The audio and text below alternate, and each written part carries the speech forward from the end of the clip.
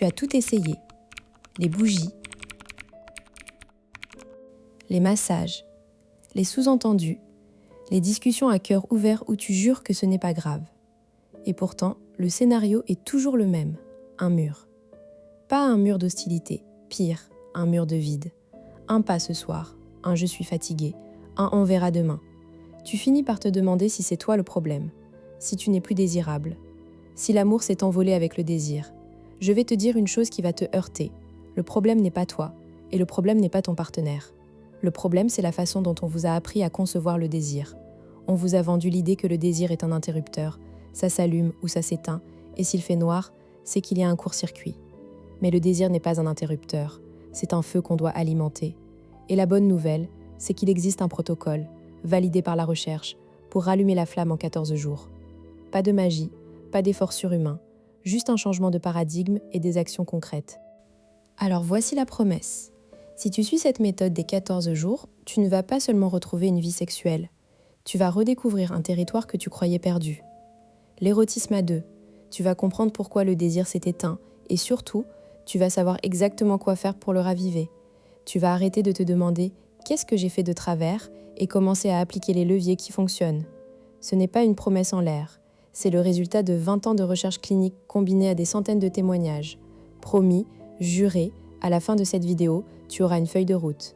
Avant d'aller plus loin, tu dois comprendre pourquoi presque tout ce qu'on te raconte sur la libido est faux. L'idée la plus répandue, c'est que le désir naît spontanément. Tu vois quelqu'un de beau, tu le désires, c'est naturel. Sauf que ça ne marche plus en couple depuis longtemps. La routine, le stress, les factures, les enfants, tout ça tue le désir spontané. Alors on croit que si le désir ne vient pas tout seul, c'est que l'amour est mort, ou que tu n'es plus attirant, ou que ton partenaire a un problème hormonal. On cherche une cause extérieure, un coupable, et ça ne marche jamais. Un deuxième mythe, pour avoir envie, il faut d'abord avoir du désir. Tu attends d'être chaud pour passer à l'acte. Mais si tu attends d'avoir envie, tu attendras longtemps. Le désir n'est pas la cause de l'acte, il en est la conséquence. Tu fais, et ensuite le désir vient. C'est contre-intuitif, mais c'est la clé. Le sexe ne commence pas dans le lit, il commence dans la tête et surtout, il commence bien avant le premier baiser. La méthode des 14 jours repose sur cette inversion. Arrête d'attendre le désir, crée les conditions pour qu'il surgisse. Troisième mythe, la libido, c'est une question de fréquence. On compare, avant on faisait l'amour 3 fois par semaine, maintenant c'est 1 fois par mois. Mauvaise piste. La fréquence est un symptôme, pas la cause. Ce qui compte, c'est la qualité de la connexion érotique entre vous deux. Tu peux faire l'amour tous les soirs mécaniquement et avoir une libido morte. Ce que tu cherches, ce n'est pas un rapport de plus, c'est un rapport qui fait sens, qui te reconnecte à toi-même et à l'autre. La méthode des 14 jours ne te promet pas un calendrier de rapport, elle te promet de redonner du sens au désir. Maintenant, parlons mécanisme. Le vrai problème, ce n'est pas un manque de libido, c'est un déficit d'érotisme. Esther Perel, dans son travail sur le désir à long terme, a mis en évidence un paradoxe. Le désir a besoin de distance, de mystère, d'altérité. Dans un couple stable, tu es trop proche, trop prévisible, trop familier. L'érotisme meurt d'asphyxie. Tu connais son odeur, sa façon de ranger la vaisselle, ses petites manies. Cette prévisibilité tue le désir parce qu'elle tue le mystère. Le désir a besoin d'un écart à combler. C'est la tension entre ce que tu sais et ce que tu ne sais pas encore. Si tu sais tout, il n'y a plus de désir. D'un point de vue biologique, le cerveau libère de la dopamine en présence de nouveautés et de surprises. Quand tu répètes les mêmes gestes, les mêmes mots, les mêmes positions, la dopamine s'effondre. Le désir s'éteint. Les études de l'Institut Kinsey montrent que les couples qui maintiennent une libido élevée après 10 ans ne sont pas ceux qui ont le plus de rapports. Ce sont ceux qui introduisent régulièrement des éléments de surprise et de jeu dans leur relation. Ce n'est pas la fréquence qui compte, c'est la variété. Et cette variété peut être infime. Une parole inattendue, un geste décalé, un contexte nouveau. Le protocole Basson, lui, met l'accent sur la réceptivité. 80% des femmes et une part significative d'hommes ont un désir dit réactif. Ils ne ressentent pas de désir spontané, mais si on les sollicite de manière non menaçante et progressive, le désir émerge pendant l'acte. Le piège, c'est d'attendre que le désir vienne pour agir. La solution, c'est de s'exposer volontairement à des stimuli érotiques sans pression de performance. En d'autres termes, tu dois réapprendre à jouer sans objectif. Prenons un cas concret pour que tu visualises. Marie, 34 ans, architecte d'intérieur à Bordeaux, mariée depuis 8 ans avec Thomas, graphiste, 2 enfants, 4 et 6 ans. Leur vie sexuelle s'était réduite à une fois tous les 2 mois, et encore, en vitesse. Marie aimait Thomas, mais elle n'avait plus aucune envie. Elle se sentait coupable. Thomas se sentait rejeté. Leurs tentatives de discussion se soldaient par des silences ou des disputes.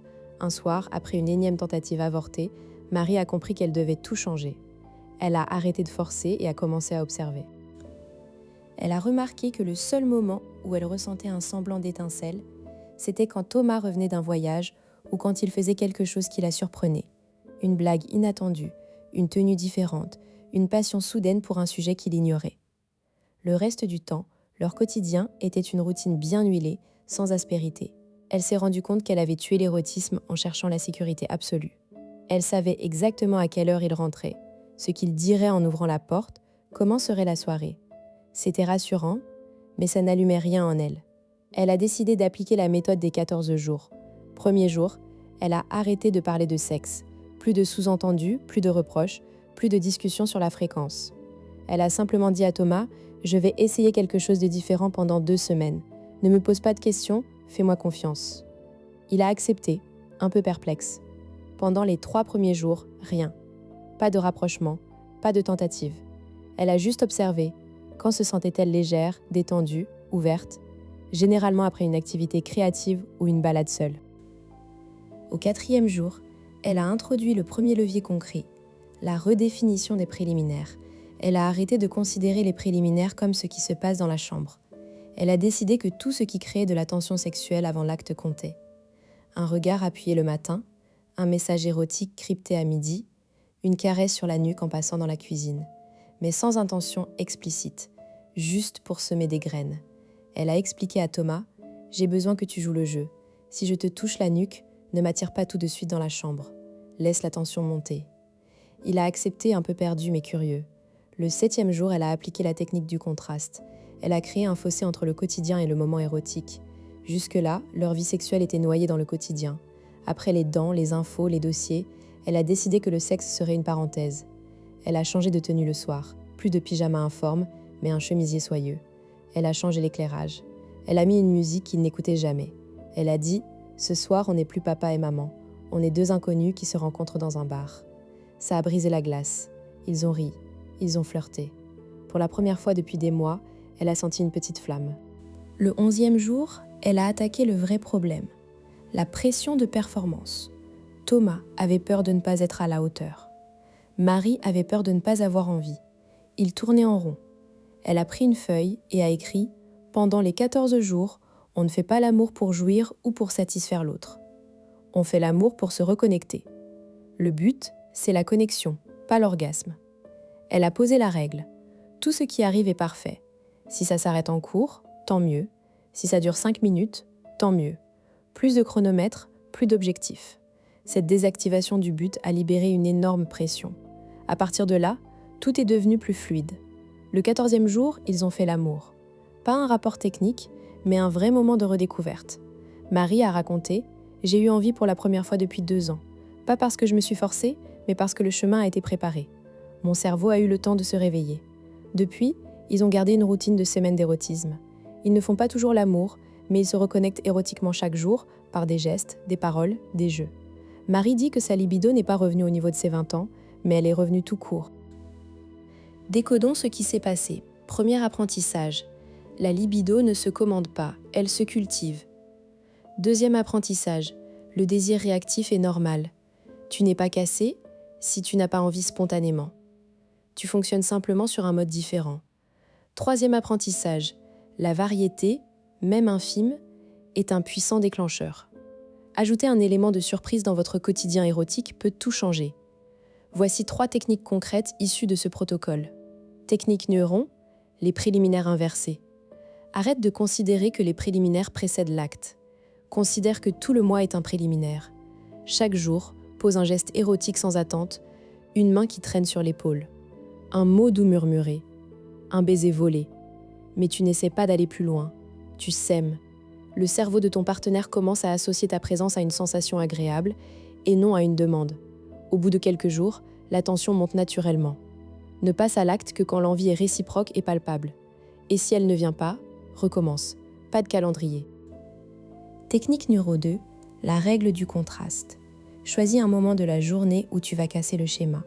Si vous avez l'habitude de parler de vos journées à table, change de sujet. Parle d'un fantasme, d'un souvenir érotique, d'une chose qui te fait vibrer. Si vous avez l'habitude de regarder Netflix après le dîner, éteins la télé et allume une bougie. Crée un écart entre le quotidien et l'intime. Le désir a besoin de cette rupture pour émerger. Plus la rupture est nette, plus le désir est fort. Technique numéro 3, le scénario mutuel. Asseyez-vous chacun avec une feuille et écrivez un scénario de 5 lignes. Pas un film porno, juste un moment érotique idéal. Échangez vos feuilles. Ensuite, vous avez une semaine pour réaliser au moins un élément de chaque scénario. Ça peut être un lieu, un mot, un vêtement. Le simple fait de verbaliser ce qui vous excite libère une énergie énorme. Et comme c'est écrit, il n'y a pas de peur de jugement. Vous créez un langage commun. Certains vont dire « oui, mais si l'autre ne veut pas jouer le jeu ». Alors, il faut avoir une conversation franche. Dis « je veux qu'on retrouve notre complicité ». Essaie avec moi pendant 2 semaines. Si ça ne marche pas, on déchire le protocole. Généralement, l'autre accepte de peur de perdre la relation. Si ça bloque vraiment, il peut y avoir un blocage plus profond.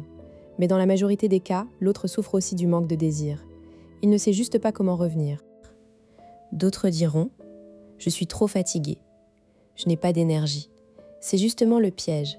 La fatigue est souvent une conséquence du manque d'érotisme, pas sa cause. Un rapport sexuel satisfaisant te donne de l'énergie, il n'en prend pas. Mais il faut d'abord franchir le pas. Commence par des micro-gestes, une caresse de 10 secondes, un mot tendre. Pas besoin d'un marathon. Le premier pas est toujours le plus difficile.